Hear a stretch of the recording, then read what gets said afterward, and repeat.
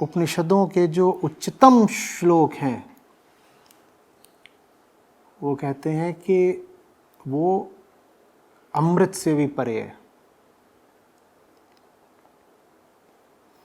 वो तो भूल में है ही जो कहते हैं कि साकार है, वो भी भ्रम में है जो कहते हैं निराकार है।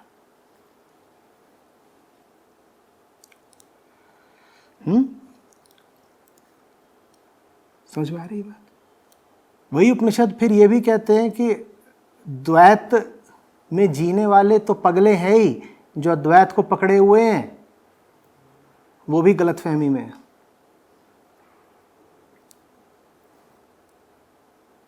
तो दो ही शब्द हैं जीवन में भी याद रखने लायक, भिन्न और परे। भिन्न और परे, और इन दोनों में भी अगर एक को याद रखना हो तो परे। परे परे परे, बियॉन्ड बियॉन्ड एंड बियॉन्ड। इसी परे होने को नेति नेति भी कहते हैं। नहीं ये भी नहीं, इससे परे, नहीं ये भी नहीं, इससे भी परे, नहीं ये भी नहीं, इससे भी परे। तुम जो ऊंचे से ऊंचा सोच सकते हो उससे भी परे। अरे जो तुम साधारणतया सोचते रहते हो उससे तो परे है ही। जो तुम असाधारण सोच ले जाते हो उससे भी परे। क्योंकि जो कुछ परे नहीं है वही तुम्हें फिर सत्य लगने लग जाएगा, उसी से चिपक जाओगे और वहीं पर तुम्हारा कष्ट शुरू हो जाएगा। यही याद रखना है बस जिंदगी में, परे।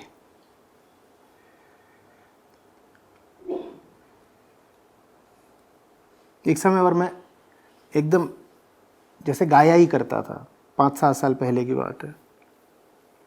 गते गते परागते, गते गते परागते, कि सिर्फ गमन ही काफी नहीं है, गमन से आगे का गमन और फिर उससे भी आगे का। तुम जो कुछ भी सोच सकते हो उससे भी आगे का। तो चेतना की 3 अवस्थाएं बताएंगे, फिर कहेंगे तुरिया, यानी 3 से आगे की, और फिर कहेंगे लो हमने चौथी बताई तुरीय, लोगों ने उसके बारे में भी कुछ कहानी कर ली, तो फिर कहते हैं तुरीयातीत, तुरीय से भी आगे। अरे तुरीय से आगे कुछ कैसे हो सकता है, पर कहना पड़ता है तुरीयातीत।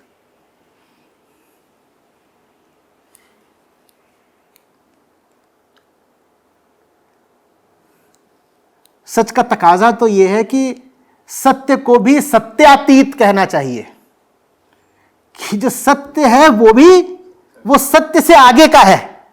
क्योंकि तुमने सत्य भी कह दिया तो उसको भी हम पकड़ के बैठ जाएंगे, उसकी कुछ छवि बना लेंगे, कुछ उसके बारे में किस्से कहानी कल्पना।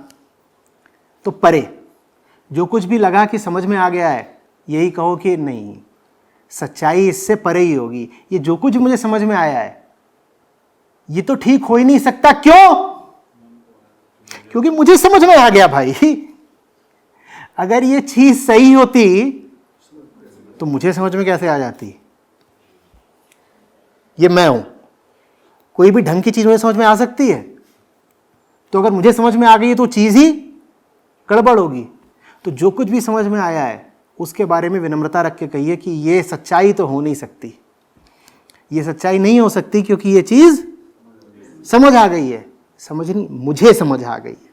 अहम की पकड़ में जो आ गया वो असली कैसे हो सकता है? तो बस यही बोलती, परे, बियॉन्ड बियॉन्ड। इसी बियॉन्डनेस का नाम स्पिरिचुअलिटी है। ये आपके पास नहीं है तो आप गुड़ की मक्खी है। गुड़ की मक्खी के पास परे कुछ नहीं होता, उसके पास क्या होता है? गुड़। गुड़, उसको तुम बोलो अरे इसके परे भी कुछ है, तो कहेगी हट परे, मेरे लिए तो गुड़ है, कुछ और है ही नहीं जिंदगी में पाने लायक। एक यही चीज होनी चाहिए बस।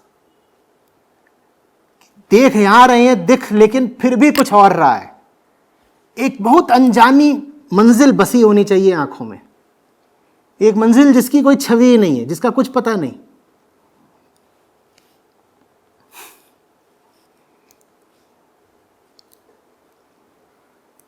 हाँ, जैसे कबीर साहब कहाँ की बात करते हैं, कहाँ की? हाँ, तुम जोर से बोला करो ना। अमरपुर। कि बस में बैठे, उसने पूछा जाना कहाँ है, तो ऐसी बेख्याली में थे कि मुंह से निकल गया अमरपुर। फिर याद आया कि ये थोड़े ही परे है, तो उसको बता दिया ऋषिकेश जाना है। पर जा भले ऋषिकेश रहे हो, मंजिल अमरपुर है। कहीं भी जा रहे हैं, मंजिल जहां भी जा रहे हैं उससे परे जाना है। जहां को जा रहे हैं वहां तो यूं ही चले जा रहे हैं, कोई व्यवहारिक कारण है तो चले गए, लेकिन जाना तो कहीं और ही है। अमरपुर समझते हो ना कौन सी जगह है? कौन सी जगह है अमरपुर के? चिन्ह क्या है, कौन बताएगा? हाँ, मतलब साहब ने क्या बताया अमरपुर के बारे में? जहाँ कोई आवे न जावे। वहाँ कोई आता नहीं, वहाँ से कोई जाता नहीं।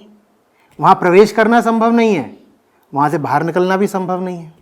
सब वहीं पर हैं, जबकि वहाँ आज तक कोई पहुँचा नहीं। और हाँ, बोलो बोलो बोलो।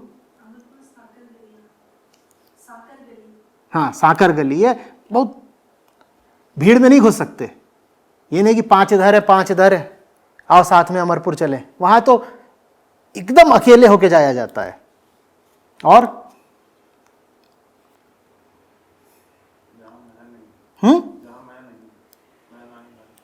जहां रास्ता इतना संकुचित है कि मैं अपने साथ मैं को भी नहीं ले आ सकता, वो अमरपुर है। परे, तुम्हें जहां भी जाना है उससे परे। आज आज आज बड़ी तरक्की हुई। आज मुझे कप मिला है। कप समझ रहे हो? कप कप खुशी है, लेकिन असली चीज इससे परे है। ये याद रखना होगा, ये याद रखना होगा। और ये बात असंतोष की नहीं हो सकती, क्योंकि असंतोष सिर्फ उसी चीज को लेकर हो सकता है जिसकी प्राप्ति की संभावना हो। छोटा कप मिला है, बड़ा कप नहीं मिला, ये तो संतोष की बात हो सकती है। पर कप मिला और वो नहीं मिला जो कपातीत है, तो ये कोई असंतोष की बात नहीं है, ये फिर सच्चाई की बात है। भाई वो ऐसा नहीं कि मिला नहीं, वो मिल सकता ही नहीं। इस भाव में जीना होगा। जो इस भाव में जीने लग गया,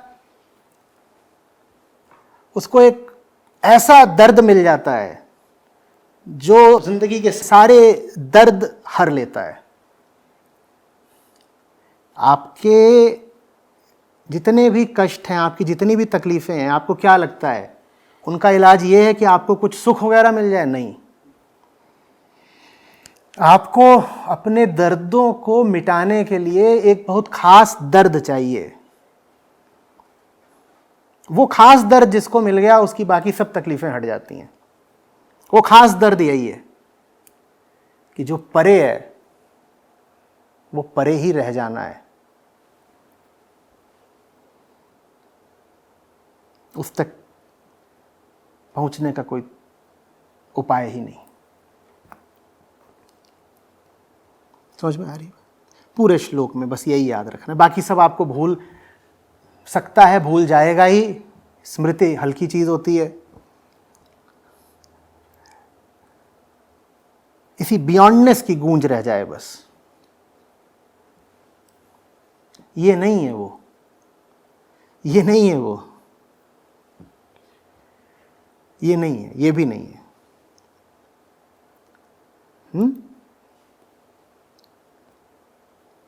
समझ में आ रही है?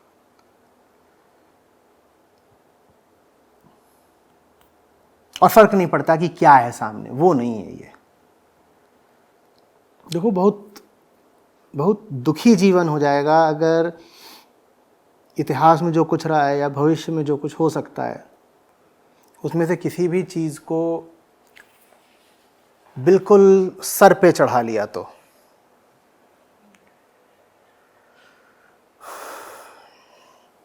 विक्षिप्त हो जाओगे जैसे दुनिया है।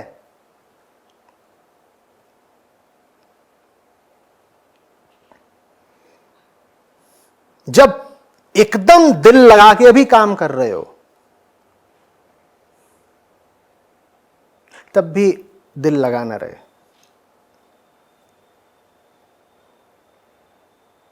एक अभी थोड़ी देर पहले यूट्यूब की बात कर रहे थे तो घटना याद आ जाती है। पिछले से पिछले साल जो हमारा चैनल है वो हैक हो गया था।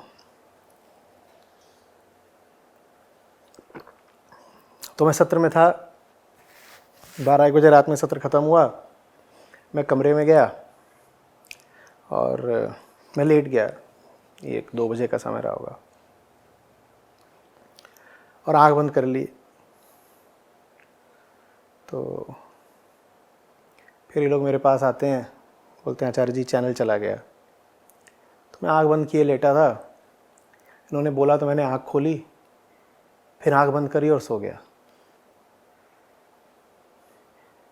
फिर अगले दिन सुबह उठा तो पता चला कि रात भर बोध स्थल में गहमा गहमी बनी रही, होश उड़े रहे, बिल्कुल तोते उड़े रहे, पैनिक रही कि भाई संस्था के लिए बहुत महत्वपूर्ण है वो चैनल, वो चला गया। मैं अपना सोया पड़ा था।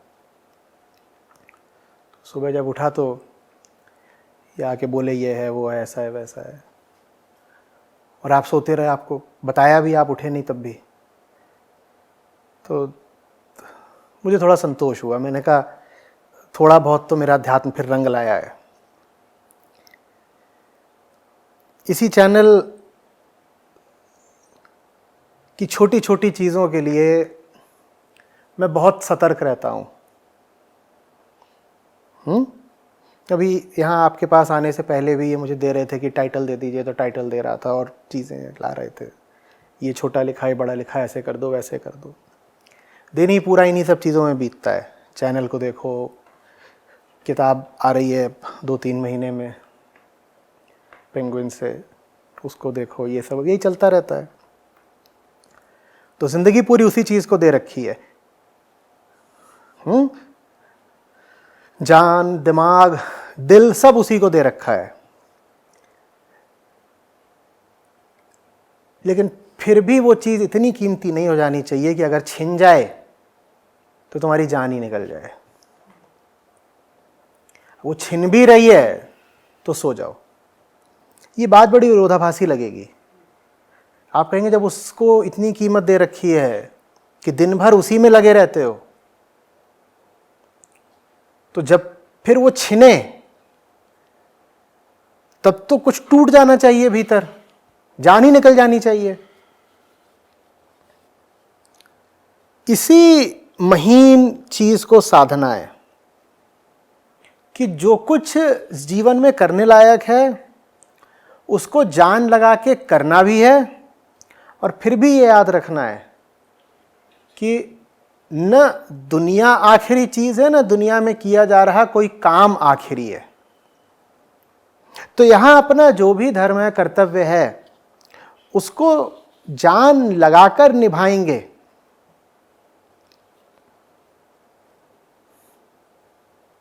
लेकिन यहां सफलता मिले असफलता मिले, उससे टूट नहीं जाएंगे।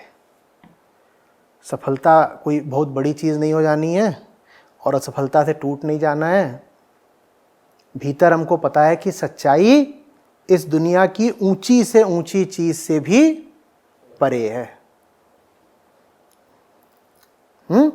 यहां किसको बचे रहना है? दुनिया में भौतिक रूप में न राम बचे रहे न कृष्ण,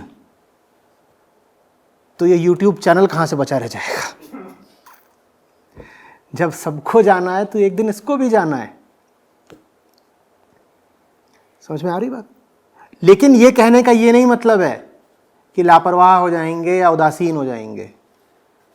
जो अपना काम है करेंगे तो उसको पूरी जान लगा करके करेंगे। लेकिन उसके बाद ठीक हुआ नहीं हुआ, जीते हारे, सफल असफल हुए, अरे तुम सो, किन चक्करों में फंस रहे हो? चक्करों में गहराई से फंसना है और फंस के भी फंसना नहीं है। ये किसी कलाकार का ही काम हो सकता है, वही कला सीखनी है। उसी का नाम अध्यात्म है। जो घुसा ही नहीं डर के मारे चक्करों में, कायर। और जो चक्करों में घुसा और चक्करों में ही फंस गया, उसकी दर्दनाक मौत। आपको न कायर बनना है और न चक्करों में प्रवेश करके अपनी दुर्गति करानी है। आपको चक्करों में प्रवेश करना है और परे रहना है। मैं किसी चक्कर में फंसा हुआ नहीं हूं। काल चक्र में रहकर भी काल चक्र से परे रहना है।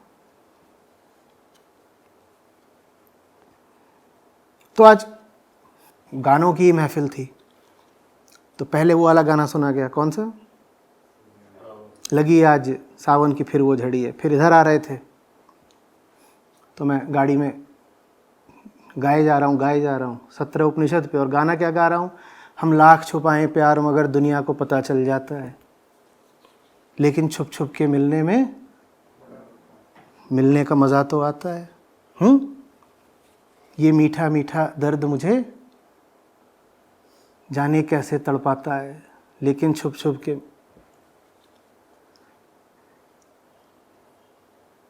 इसका मेरे लिए मतलब इससे परे है।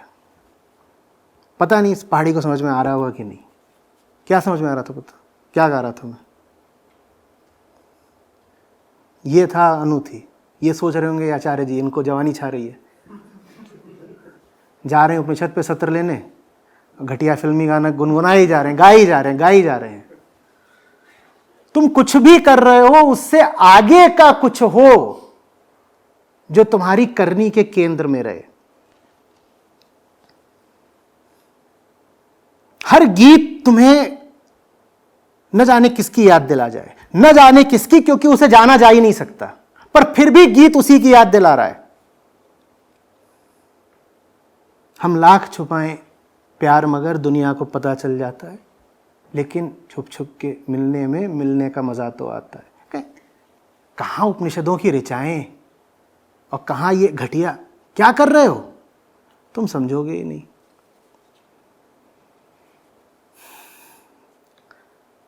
जो हमें याद आ रहा है वो इस गीत के बोलों से बहुत परे का है। और ऐसा ही होता है किसी किसी दिन। कोई भी ऐसे ही साधारण सा गाना होता है, वो बिल्कुल चढ़ ही जाता है उस दिन जबान पर, और लूप में चलता है, चलता ही जाता है। और खुसुर फुसुर करते हैं, कहते हैं देखो सठी आ गया, रोमांटिक हो रहा है। तुम्हें हमारे रोमांस का पता क्या? समझ में आ रही है बात? दुनिया से भाग तो सकते नहीं, तो इसी के बीच में उसको याद रख लेना है। तुम इसके बीच में फंसे हो, वो इसके परे है, और विकल्प क्या है? और कब याद करोगे उसको? जिस दिन तक आखिरी सांस नहीं ले ली, आप तो इसके बीच में ही फंसे हैं ना, तो उसको याद भी कहां करना है? और यही चीज साधनी है। हम यहां पर, वो इससे परे, वो मेरे मांझी अब की बार ले चल पार, मेरे साजन है उस पार। साजन उस पार है, हम यहां हैं, ऐसी हमारी गति है, करें क्या? वो परे है, वो दूसरे तट पर है, हम इधर हैं।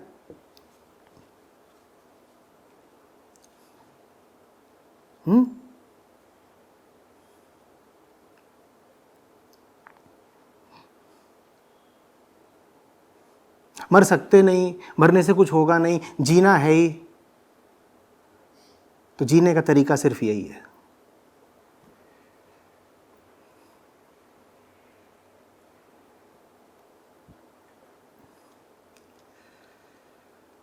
समझ में आ रही है बात?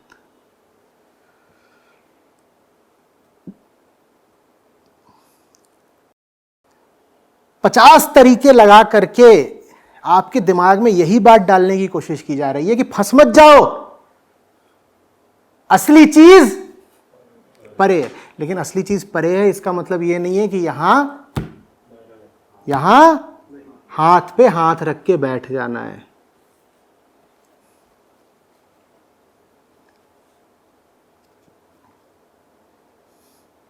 यहां जान लगा के काम करना है। क्यों करना है फिर? जब वो परे ही है तो काम क्यों करना है? क्योंकि वो परे इसीलिए है क्योंकि हमने सही काम किया नहीं। हम जिन दीवालों के पीछे हैं वो उन दीवालों के परे है। तो हमारे लिए एक ही सही काम हो सकता था ना, क्या? वो दीवालें तोड़ना। हमने तोड़ी नहीं, तभी तो वो परे है ना। तो जीवन भर काम करूंगा, काम करूंगा, काम करूंगा, एक ही काम करूंगा, क्या?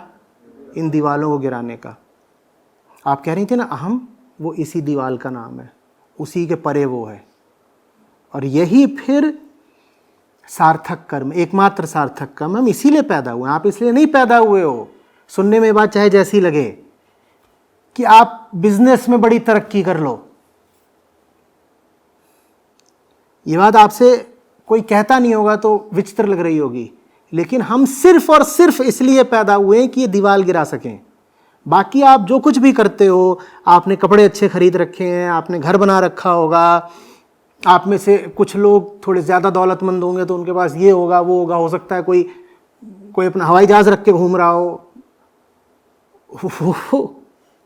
खिलौनेबाजी के लिए नहीं पैदा हुए हैं हम।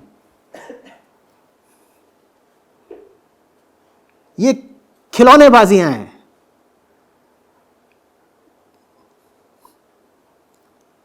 हम इसलिए पैदा हुए हैं कि इस मुट्ठी को लोहा बना लें और हाथ को हथौड़ा, और दीवाल गिरानी है। यही सार्थक कर्म है। अपनी जिंदगी की सार्थकता सिर्फ इसी पैमाने पर नापिएगा। ये मुट्ठी हथौड़ा बनी कि नहीं बनी? इसकी शक्ल देख रहे हैं ना, हथौड़े जैसी होनी चाहिए। ये इसलिए नहीं है कि इसमें क्रीम मलते रहो, इसको फौलाद बनाना है, इससे कुछ गिराना है, क्योंकि साजन परे बैठा है। जिससे मिलने को पैदा हुए हो वो दीवार के उस पार बैठा है। तुम यहां बैठ के कोल्ड क्रीम मल रहे हो मुंह पे, किसके लिए? जिससे मिलने हो तो उधर है। तुम इतना रंग रोगन किसके लिए कर रहे हो? नीचे यहीं पे बिल्कुल खूबसूरती निखार करके एकदम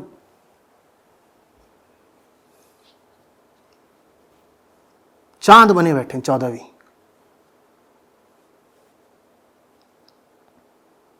उस पार पहुंच जाओ, भले लहूलुहान होके, भले मर के।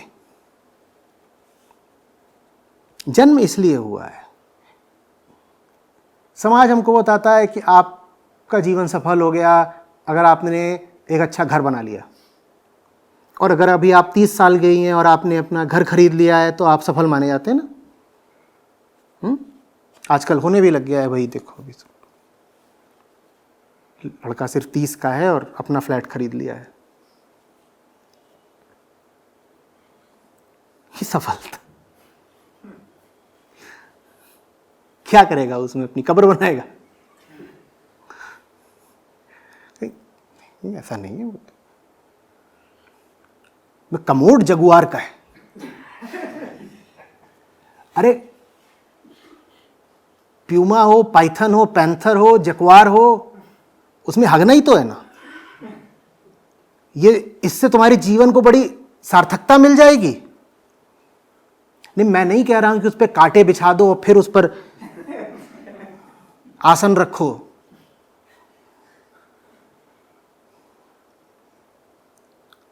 इसमें जीवन की सफलता कहां से हो गई कि तुमने 30 साल में ही अपने लिए घर बना लिया। और मैं घर का विरोधी नहीं हूं बाबा, मैं नहीं कह रहा हूं कि आप फुटपाथ पे सोएं, पर मैं इस मान्यता को चुनौती देना चाहता हूं कि आप अपने आप को सफल मानना शुरू कर देते हैं घर बना करके। घर बना लीजिए, रहने की चीज है, उसमें अपने लिए अच्छा कमरा रख लीजिए, उसमें दराजें होनी चाहिए, उसमें किताबें होनी चाहिए, बिल्कुल ये सब जरूरी बातें। पर घर बनाने से आप सफल थोड़ी हो गए कि हो गए। ये ऐसी सी बात है कि जो डगआउट होता है, पेविलियन, वो बहुत खूबसूरत है और उसमें एक टीम बैठी हुई है 15 रन पे ऑल आउट होके, लेकिन पेविलियन बहुत खूबसूरत है। आहा हा, और उसमें 5-7 चीयर गर्ल्स लगी हुई हैं, दनादन दनादन दप दप दप दप दप। पिच पे क्या करा है?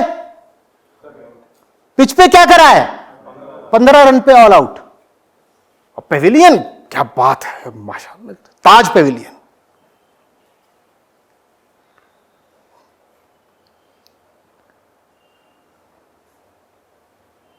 ऐसे तो हम हैं। घर अधिक से अधिक आपका बेस कैंप हो सकता है। बेस कैंप समझते हो? जहां आप युद्ध में थकने के बाद कुछ देर के लिए आराम के लिए और उपचार के लिए आते हो। वहां इसलिए आते हो कि वहां पे फिर से ठीक ठाक होकर के बाहर निकलो और फिर घाव खाओ। क्या घर इसलिए होता है घर में ही आराम कर रहे हैं, बल्कि अयाशी कर रहे हैं? क्या घर किस लिए? अयाशी के लिए।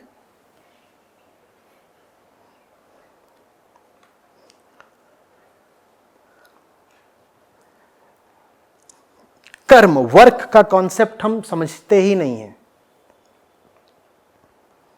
काम किस लिए है ये सोचने की हमको बचपन से मोहलत ही नहीं मिली। हमें बस बता दिया गया कि जल्दी से अपनी शिक्षा पूरी कर लो, उसके बाद तुम्हारी नौकरी लग जाए तो तुम पैसे कमा लो, इसीलिए तो जिंदगी है ना। वर्क माने यही तो होता है, कैरियर।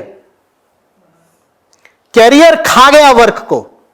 वर्क बिल्कुल अलग चीज है और कैरियर तो जुकर ही है। तुम जाके पूछो ना ऋषियों से, आपका कैरियर बताइएगा। पर यहां ऐसे ऐसे करियरबाज घूम रहे हैं, वो कहेंगे गौतम बुद्ध की लिंक्डइन प्रोफाइल कुछ खास करा नहीं इन्होंने क्या?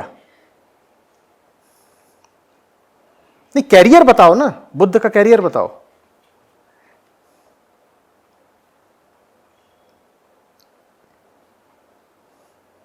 कुछ टेंजिबल होना चाहिए। गौतम बुद्ध को तो विकिपीडिया पेज बनवाने में बड़ी दिक्कत आ जाएगी। कुछ टेंजिबल तो है ही नहीं। वो कहेंगे उल्लेखनीय नहीं है मामला, काहे किसी अखबार ने नहीं छापा। और अखबार कैसे छापेगा जब तक कुछ टेंजिबल तो हो ना। मतलब ये सब जो हमारी मूर्खतापूर्ण अज्ञानता है जीवन के प्रति, उसका नतीजा है। हम समझते ही नहीं है कि इंसान पैदा क्यों हुआ है, इंसान चीज क्या है, वो पैदा होता है किस लिए होता है, जीवन में उसे करना क्या चाहिए, हमें नहीं मालूम। हमारे लिए जीवन का मतलब ही यही है। हाँ, एक कैसे खुशियां चल रही है ना, हाँ खुशहाली है। क्यों खुशहाली है? क्यों खुशहाली है? बढ़िया, दुकान बढ़िया चल रही है, ये खुशहाली है, दुकान बढ़िया चल रही है। जिंदगी में सबसे बड़ी तकलीफ क्या है? बजट आया था, 3% टैक्स बढ़ा दिया। क्या हो गया? इतने इतने प्रसन्न क्यों हो?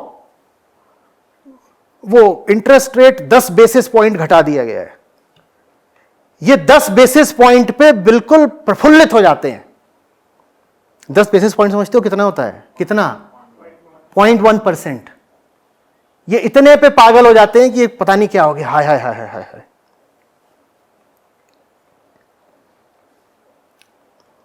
ये कुल इनकी जिंदगी की कमाई है। अपनी बात कर रहा हूं, हम सब की, किसी एक पे आक्षेप नहीं है। ये कुल हमारी जिंदगी का निचोड़ है। क्या किया? यही किया, 10 बेसिस पॉइंट। 0.1% बोलते लाज आती है ना कि बुरा सा लेकर 0.1% पे इतनी उत्तेजना आ गई, तो बोलते हैं 10 बेसिस पॉइंट्स। किसको बेवकूफ बना रहे हो?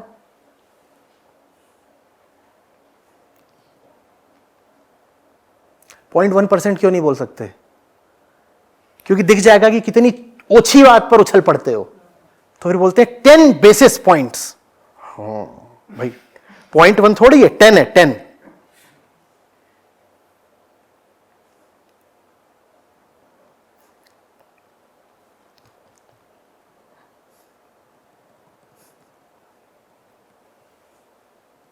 आचार्य जी, आपने बताया कि अहम के आगे दीवारें हैं और हमें उससे नहीं, दीवारें ही अहम हैं। अच्छा, दीवारें ही अहम है तो उसको हमें तोड़ना है। और एक अहंकार होता है एक अहंकार होता है जो ईर्ष्या, लोभ और ये सब है। ये हमें पता चल जाता है कि हम कैसे बिहेव करें वो दूसरों इसी के के भीतर प्रति। रहने का तरीका है, समझो। हाँ जी।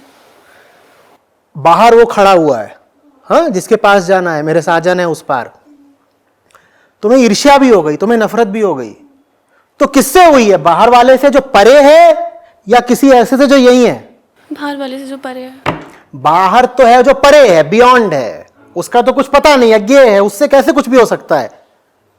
तो जो कुछ भी आपको हुआ है वो किससे हुआ है? यहां वाले से, ठीक है। इनसे आपको नफरत हो गई है, ये आपको ठीक नहीं लगते, उससे आपको मोहब्बत हो गई है। नफरत हुई कि मोहब्बत हुई, आपका सारा ध्यान कहां सीमित रह गया? यहां रह गया, वो भूल गया। यहां आप जो कुछ भी करते हो, अच्छा कि बुरा, प्यार या नफरत, ईर्ष्या या मोह, द्वैत का जो भी आप यहां खेल खेलते हो, वो कुल मिला करके सिर्फ एक काम करता है कि आपको यहीं पे वो घुमाए रहता है। जब आप यहां खेल खेल रहे हो, घूम रहे हो, तो आप इसको हथौड़े से तोड़ोगे कैसे? क्यों तोड़ोगे? बोलो ना। यहां पे तो आपका खेल चल रहा है, आप इसे तोड़ोगे क्यों? नहीं, अभी तो ये खेल खत्म हो गया ना। यहाँ पे कहां खत्म हो गया? यहाँ पे ऐसा कुछ है ही नहीं अब। बिल्कुल चल रहा है। कहां खत्म हो गया? खत्म तो उस दिन होता है ना जिस दिन सिर्फ वही याद रहता है। जब यहां का ही सब याद है तो खेल भी तो यहीं का चल रहा है। यहां का जो याद भी रखना है, किस दृष्टि से याद रखना है? इस दृष्टि से याद रखना है कि हथौड़ा यहीं की सामग्री से बनेगा। तो यहां जो मैं जांच पड़ताल भी करूंगी, इनसे बात करूंगी, उनसे पूछूंगी, इससे कुछ सीखूंगी, किस उद्देश्य के लिए? कि तुम मुझे सिखाओ हथौड़ा बनाना। ये दीवार यहीं की है, इसको तोड़ने की सामग्री भी यहीं की होगी। बताओ ये तोड़नी कैसी है? इस उद्देश्य के अलावा कोई और मतलब नहीं हो सकता मेरा यहां के लोगों से रिश्ता बनाने का। मुझे यहां घर थोड़ी बसाना है, बच्चे थोड़ी पैदा करने हैं यहां पे। अरे मैं कहीं फंस गया हूं, मैं वहां बच्चे पैदा, अंडे देने लग जाऊंगा? ये कोई तरीका है? आप किसी फालतू जगह पे जाके फंस गए, आप वहां बच्चे देने लग जाओगे? हम तो लेकिन ऐसे ही हैं, एक फालतू जगह पे फंसे हुए हो और वहां पर आओ घोंसला बनाए। बड़ी दिक्कत हुई थी अभी बोधस्थल में। चिड़िया एक नन्ही, जाड़ों में उसने एसी का एक पैनल निकला हुआ था छोटा सा, वो अंदर घुस के उसने वहां घोंसला बना लिया। अब गर्मियां आई, एसी चलाना है, वहां अंदर वो उसने घोंसला बना रखा है। ऐसे ही हम हैं, बिल्कुल गलत जगह पे घोंसला बना लेते हैं, फिर वक्त उसको तोड़ेगा। बहुत कोशिश की कि उसको जैसा है वैसे ही बाहर निकाल ले। एजेंसी से बुलाया उसके मैकेनिक को भी कि भाई इसको तोड़ो मत, निकाल लो किसी तरीके से बाहर। चिड़िया ने तो एक एक तिनका, वो छोटी सी जगह थी उससे अंदर ले आके बना दिया था, पर उस छोटी सी जगह से वो समूचा बाहर आया ही नहीं, वो टूट गया। जानती हो फिर कितना मार्मिक दृश्य था? वो वहां से बाहर निकाल लिया, वो छोटा सा पैनल था वो वहां से मिसिंग था, तो वहां पे इन लोगों ने लगा दिया टेप। घोंसला बाहर निकाल दिया और वहां टेप लगा दिया कि दोबारा अंदर ना जाए। अब चिड़िया जाकर के उस टेप पे बार बार चोंच मार रही है। ये इंसान की कहानी है। वक्त हमारे सारे घोंसले तोड़ देता है क्योंकि हमने घोंसले बनाई गलत जगह पे रखे हैं, और फिर वहाँ पर हम, वो चिड़िया बेचारी हवा में उस पर ऐसे ऐसे ऐसे ऐसे कर रही है, मेरा घोंसला कहाँ है? उसमें कुछ अंडे वगैरह थे नहीं, तो उतनी गनीमत थी, लेकिन फिर भी उसने मेहनत से घोंसला तो बनाया ही था। और सोचो उसमें अंडे भी होते फिर। ये बसने की जगह नहीं है भाई। यहाँ बसने का क्या खेल शुरू कर देते हो? खुद भी शुरू कर देते हो, अपने बच्चों के ऊपर भी चढ़ जाते हो। अब तू 24 की हो गई है, सेटल हो जा, चल जल्दी से सेटल हो जा, सेटल हो जा, सेटल हो जा। कहां हो जाए सेटल? बताओ, अभी होते हैं। तुम मुझे दिखाओ यहां सेटल होने वाली जगह कौन सी है? कहां सेटल हो जाए? कैसे हो जाए? मैं छोटा था तो उसमें 5वीं 6ठी में ज्योग्राफी में पढ़ाते थे, कभी आइसबर्ग बता रहे, ग्लेशियर बता रहे, आर्कटिक का बता रहे, तो उसमें डेजर्ट्स का बताते थे। उसी समय पे वो सब स्टैलेग्माइट्स क्या होते हैं, स्टैलेक्टाइट्स क्या होते हैं, ज्योग्राफी मुझे बड़ी अच्छी लगती थी। उसमें सैंड ड्यून्स बताते, तो सैंड ड्यून्स भी कई कई प्रकारों के होते थे, क्रिसेंट शेप्ड होता है, ये होता है, वो होता है। सैंड ड्यून्स की प्रकृति क्या होती है समझते हो? क्या आज है, अब थोड़ी ही देर बाद नहीं होगा, एकदम गायब हो जाता है। बहुत बड़ा होता है, लेकिन जितना वो इतना बड़ा है ना, पूरे का पूरा गायब हो जाता है। तुम सैंड ड्यून पे जाकर के घोंसला बना रही हो, कहां सेटल हो जाए बताओ? यहां सिर्फ सैंड ड्यून्स हैं, किस सैंड ड्यून पे जाकर के घर बनाऊं बोलो? कि जैसे कोई बोले सागर की किसी लहर पर घर बना लो, किस लहर पर घर बसाऊं बताओ?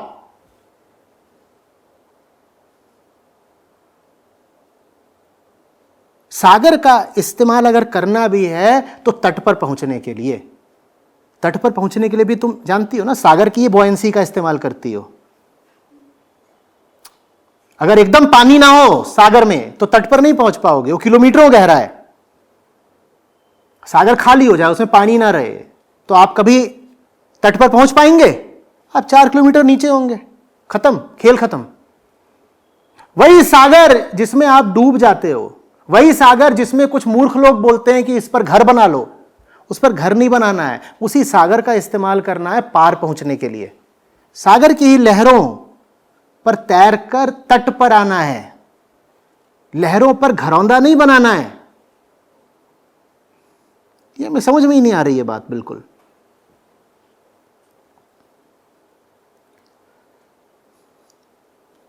और ये बहुत फैसिनेटिंग काम है।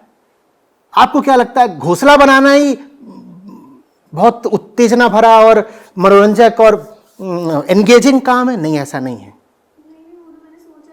अरे मैं कुछ घोंसला इसी तरीके का नहीं होता कि उसमें बच्चे दे दिए। घोंसला माने जहां कहीं भी तुम जाकर के बस बैठ गए, चिपक गए, चाहे जो भी चीज हो सकती है, वो शोहरत हो सकती है, पैसा हो सकता है, कुछ भी हो सकता है, उसी का नाम घोंसला है।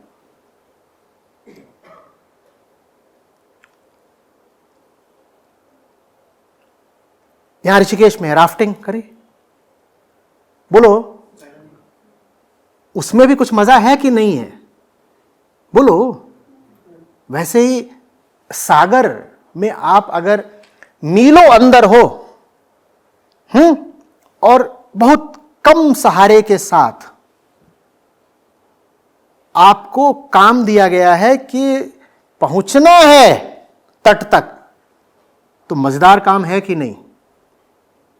यही जिंदगी का मजा है, इसी को आनंद बोलते हैं।